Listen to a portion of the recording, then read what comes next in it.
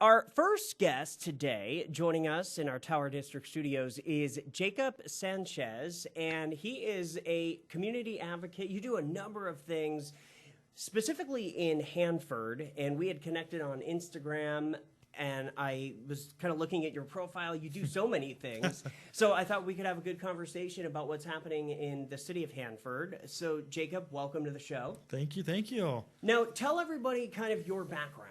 We'll start there. Perfect. So I was born and raised here in Hanford in the Valley, of course. I lived in Sacramento for a year when I went to school up there. I worked in the state capitol for about a year as well, working on different legislation as a legislative assistant / intern for them. I dealt with water issues, criminal justice, the whole kind of sorts of that. And then I came back to Hanford and I wanted to be more involved in the community. So I was 19 and I applied to the planning commission for the city. That's so cool. And yeah, luckily it was a fun little experience and I got it. And I was the youngest governing official. The paper reported on it. I beat the predecessor that held it at 20 years old. I didn't know that. Yeah. Wow. So it was fun. And I served on it. I got reappointed again. So I'm currently the chairman of the commission. And then in that little time span, I also got elected to serve on the Kings Community Action Board of Directors, was appointed to the Kings County Homelessness Collaborative. And then I ran for city council in 2020. And in that little time span as well, I got connected and I served on a couple other like little commissions or oversight boards, I guess you can call them, for Kings County Probation Department for their new juvenile justice center. And then I also got to witness Main Street Hanford because I volunteer with their organization and kind of see what they do and help out where I can. And then I ended up working at the Chamber of Commerce as an assistant for their administration. So a little bit of time. You're like me. I started in broadcasting. Well, I was a little bit younger. I was like 13. Oh, wow. Yeah, and but it was more part-time stuff and more like I worked in public access television. But when I was 17, I got hired full-time as a reporter for the Fox station up in Oregon. Oh, wow. So we have a similar story as far as, doing what we love early on in life. Yep. So, and you're continuing in that role. Tell us a little bit about some of the things that you see Hanford facing in 2021 and then looking ahead to next year as well. Perfect. So some of the key things that we see is, especially with COVID kind of in the rearview mirror almost, we have a lot of businesses that are struggling that applied for, grants or loans through like SBA or different organizations and companies. And they're kind of trying to struggle to keep the doors open. And so it's just kind of seeing what the city can do or what local community members can do to support local business to keep them, in town, keep them afloat without having to close up shop. That's one of the biggest hurdles right now that I see from different boards I serve on and with work itself that always kind of comes up is how do we help our local businesses out. Another key topic that has been an issue for years and not only in 2021 but in the next year or so is homelessness. That topic keeps getting kind of tackled in different ways. The city has taken some steps to try to mitigate that factor and make laws and policies to try to help control or alleviate some of the homelessness in our parks.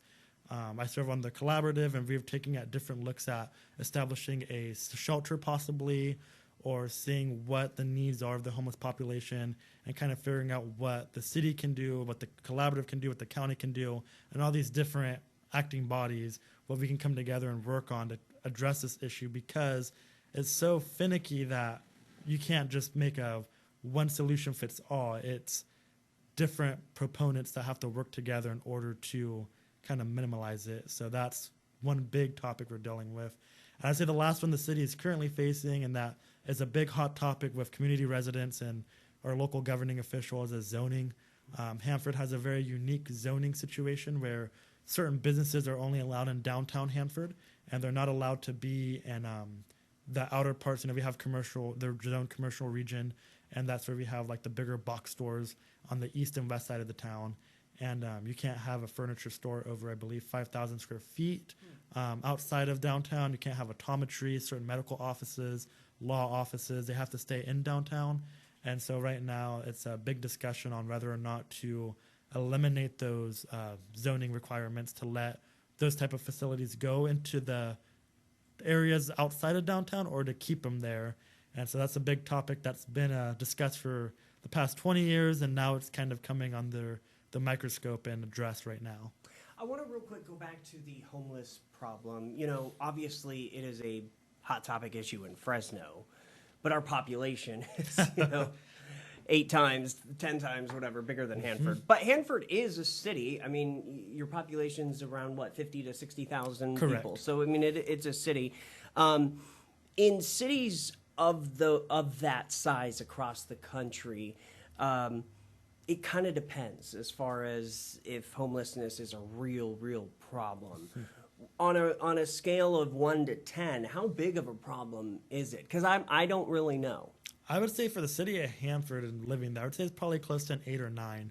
Wow. Only because we're the county seat for Kings County. Okay. And so I'm not saying that the other cities in Kings County don't deal with homelessness, but when we look at the point-in-time count for the visible homeless that we can actually count, Hanford carries the majority of Kings County of about, I think it was close to 200, I want to say. Wow. And other cities in Kings County didn't even reach, I don't think, 100, let alone like 70.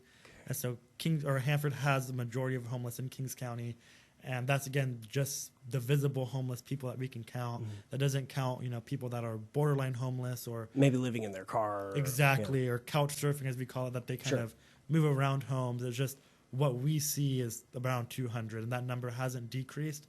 So it's becoming a big issue that we're trying to handle. So I mean, what do you do though? I mean, that's the hot button question. That's exactly. And on the collaborative, we've talked about different methods, but no one can really agree on one because it takes, not only the collaborative, because we're not a body that can authorize the use of funds like a board of supervisors or city council, and it takes a lot of political will for these elected officials because they have to weigh what is best for the city, also what's best for the constituents, and so it's not a tough decision for anyone to make. What the city of Hanford has done, though, and I give credit to our police department, is they established a heart team. And what they do is they got F-150s, I believe, so they can drive in the dirt fields or drive where it's kind of not paved, where a lot of homeless people end up, having their place of residence, to speak. And they kind of go there, create relationships with these people, try to provide them services. We have our health and human services that go out with them. They kind of collaborate, and if you're homeless, these are programs that can help you out. So they've been doing a really good job when they've been causing some issues with people, just walking in the park or from events. The heart team's the one that comes out and kind of, tells them that they can't be there. And instead of being quick to arrest them, they kind of help steer them in the right direction and tell them, you can't be doing this, you have to go somewhere else. And it's nice to see that our police department is trying to be very proactive in trying to find them services. Good. And another thing that we just established too, and again, I serve on the KCO boards, so it kind of is all touching corners because we're all intertwined. But the county just established an old hotel and made it apartments called Sunrise Apartments. Really? And they are for homeless individuals. Great. Where they can be sheltered in an apartment. There's strict rules you have to follow. Sure. But they're sheltered. They can have JTO come on site, provide services if need be. And that kind of kick-started, and it's a very controversial topic in the county, but it's happening. So there's a lot of people against it? There was some, just because people get that stigma where they don't want the homelessness near them. And, it's a tough topic to swallow. And everyone's like, well, we want to do something, but we don't want them living in our backyard or living across the street from us. And people didn't want it in their area where they live or where they shop. And so it just kind of was, we have to pick somewhere to put it. Right. And someone's going to have to end up biting the bullet for it. And it's sad to say, but we have to address the problem. And, not everyone's going to be happy about it. Yeah. So COVID obviously has been a big impact for businesses. And I guess at this point, you're just hoping to help them out as much as possible, huh? Yeah, it's sad because I worked at all local businesses before working at the chamber, and I was a manager of a local theater downtown, and I went to work at a local brewery when the theater shut down because of COVID, and I have a lot of friends that are business owners in Hanford itself, and it just sucks because a lot of them with wages and of course having to deal with workers' comp and insurance for it, it's been tough because they couldn't get a lot of business in there. And with the state of California trying to err on the side of caution, they put very strict regulations on what people can go out and do. And so it's kind of hard to maneuver that. And right now that it's kind of in the rearview mirror. They're trying to get open to do more things, but people have got very accustomed to staying at home, having DoorDash delivered to them or having their groceries from Walmart delivered. So they're not going out, and it's tough because everyone wants to support local. But again, too local is not always the cheapest thing when you can go to a big box store, and of course they can afford to have it cheaper.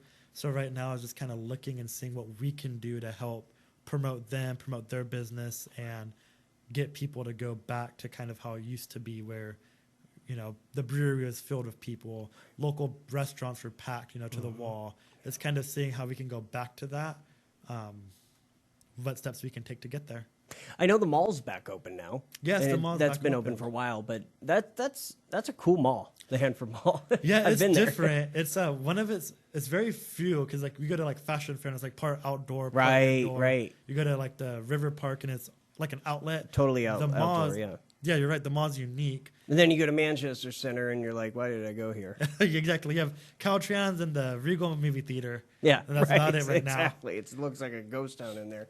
But the Hanford Mall, it's like going back to the 90s in 2021. It's cool. Exactly. And actually, with the chamber, we're doing an event to try to bring back traction to the mall, especially after COVID. Okay. And we saw that Tower District does like a mall, or not a mall crawl, but like a zombie crawl. Yeah. And so we're kind of taking that idea and putting it in the Hanford Mall. So we're doing a zombie mall crawl so people can dress up, have fun. That's going to be, when is that going to happen? October 16th. So Saturday, Very October good. 16th. Okay. So we're hoping to bring a little bit more business, make it family friendly during the daytime, and then after the mall's closed, we're kind of taking over the mall, and we're doing an after party for the 21 and over. Nice. Get an ABC license to be able to serve liquor and adult beverages, and then have a DJ there. Cool. So to kind of at least not only bring business to the mall tenants, but also kind of bring people out to the mall to see what's really in there, and kind of hopefully to drive more business there. If somebody has questions for you, best way to get in touch with you, probably on your Instagram, right? Yeah, I'm always, it's sad to say, but in this day and age, I'm always on Instagram, and messages come up on my phone, so it's easy to respond on there. Yeah. Very good. Jacob, thanks for coming in. Thank you. We'll have to do this every, a few times a year, just kind of talk about what you're working on and the city is, because we love Fresno, but we also love the surrounding areas. That's why we call ourselves, Central Valley Talk. So. Exactly. Well, thank you. I appreciate it. My pleasure. I'm Austin Reed. You're watching Central Valley Talk, the weekend edition. Coming up next, we've got another guest, a couple more guests actually this afternoon. We'll be live and local till around 2 o'clock, so stay tuned.